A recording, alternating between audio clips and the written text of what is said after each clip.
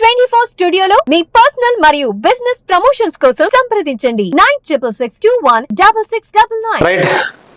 కూటమి ప్రభుత్వం ఏం చేస్తుంది గత 5 ఏళ్లుగా రాష్ట్ర ప్రభుత్వం, ముఖ్యంగా అప్పటి రాష్ట్ర ప్రభుత్వం 2019 నుంచి 24 వరకు ఉన్నటువంటి వైసీపీ ప్రభుత్వంలో అభివృద్ధి అనే పేరు కానీ, ఈ కంపెనీ ఇక్కడికి వచ్చిందనే పేరు కానీ, ఈ కంపెనీ ఇక్కడ పెట్టుబడి పెడుతుందనే పేరు కానీ, ఈ రోడ్డు వేశారని కానీ, ఈ డ్రైనేజీ కట్టారని కానీ, ఈ కంపెనీ పెట్టారు అని కానీ ఎప్పుడైనా వినిపించిందా?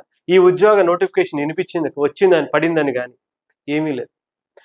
నిజంగా ఇప్పుడు కూడా వైసీపీ చాలా హుందాగా వాళ్ళని ఇంకా ప్రొజెక్ట్ చేసుకుంటున్నారు. ఇప్పుడున్నటువంటి ప్రభుత్వాన్ని కూడా ప్రశ్నిస్తున్నారు, మీరేం చేశారు ఈ 4 నెలల్లో అని చెప్పి చాలా మంది అడుగుతున్నటువంటి పరిస్థితి. వాళ్ళకి చాలా క్లియర్ గా ఒక్కసారి నేను చూపిస్తానా. వైసీపీ ఓటమితో, జగన్ దిగిపోవడంతో రాష్ట్ర ప్రభుత్వానికి ముఖ్యంగా రాష్ట్ర ప్రజలకు ఎన్ని ప్రయోజనాలు చేకూరాయని చెప్పేసి ఒకసారి చూద్దాం. అమరావతి అసలు రాజధాని లేనటువంటి ఆంధ్రప్రదేశ్ ఏకైక రాష్ట్రం, ప్రపంచంలోనే ఏకైక రాష్ట్రం ఆంధ్రప్రదేశ్. దానికి ఈరోజు అమరావతి అని చెప్పి డిక్లేర్ చేసి దాదాపు 15,000 కోట్ల నిధులను రిలీజ్ చేసింది. అంతేకాకుండా పోలవరానికి 12,000 కోట్లు. ఆంధ్రప్రదేశ్ ప్రజలందరికీ కూడా అదొక అద్భుతమైనటువంటి ప్రాజెక్టుగా, ఒక జీవనాడిగా ఉండేటువంటి పోలవరం ప్రాజెక్టుకి త్వరితగతిన వెంటనే 12,000 కోట్లు రిలీజ్ చేసి చూపించినటువంటి పరిస్థితి. విశాఖ రైల్వే జోన్ పనులు మొదలుపెట్టినారు. ఎన్నో విభజన ఇప్పుడు 2014లో జరిగితే ఇప్పటి వరకు దాని ఊరించి ఊసేయలేనటువంటి ప్రాజెక్ట్ని, రైల్వే జోన్ని తీసుకొచ్చి స్టార్ట్ చేసినటువంటి పరిస్థితి. అమరావతికి ప్రత్యేక రైల్వే లైన్ కనెక్ట్ చేస్తూ సెంట్రల్ గవర్నమెంట్ ఇచ్చినటువంటి దాన్ని కూడా చూసుకోవచ్చు. అలాగే విశాఖ ఉక్కు ప్రైవేటీకరణ మేము అంటే ఇక్కడ ఉన్నటువంటి గవర్నమెంట్ అధికారంలో ఉన్నన్ని రోజులు కూడా ప్రైవేటీకరణ జరగదు అని చెప్పి కేంద్ర రాష్ట్ర ప్రభుత్వాల నుంచి వచ్చినటువంటి క్లారిఫికేషన్. ఇకపోతే రోడ్లు నిర్మాణం మనం చూసాంగా, కేంద్రం నుంచి వస్తున్నటువంటి నిధులు 6,500 కోట్లు విడుదల చేసి రోడ్లు, గుంతలు ఎంత దారుణంగా, ఏదో పురావస్తు శాఖలో ఎప్పుడో ఒక 100 ఏళ్ల క్రితం వచ్చినటువంటి దొరికితే మనం ఎలా తీసుకునేవాళ్ళం, అలాంటి రాళ్ళు, అప్పట్లో ఉండే రాళ్ళన్నీ కూడా గత 5 ఏళ్లుగా దొరికినాయి రోడ్ల మీద.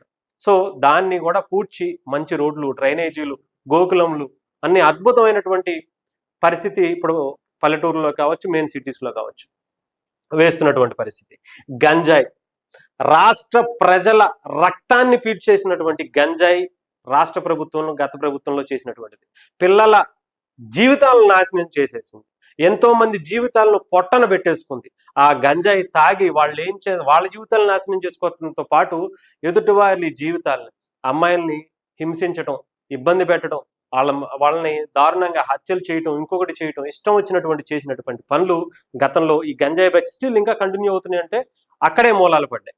సో అవి కూడా వెతికి డ్రోన్లతో ఎంత అద్భుతాలు చేయొచ్చా అని చెప్పి చేసి చూపిస్తున్నారు ఇప్పుడు ఉన్నటువంటి గవర్నమెంట్. ఆ గంజాయిని వెతికి మరీ అక్కడికి వెళ్ళి ధ్వంసం చేసి తగలబెట్టేస్తున్నారు అక్కడికక్కడే. అలాగే లూలు మాల్ ఎల్లగొట్టేసినాం అని చెప్పి చాలా గర్వంగా చెప్పుకున్నటువంటి పరిస్థితి వైఎస్ఆర్సీపీ ప్రభుత్వంలో.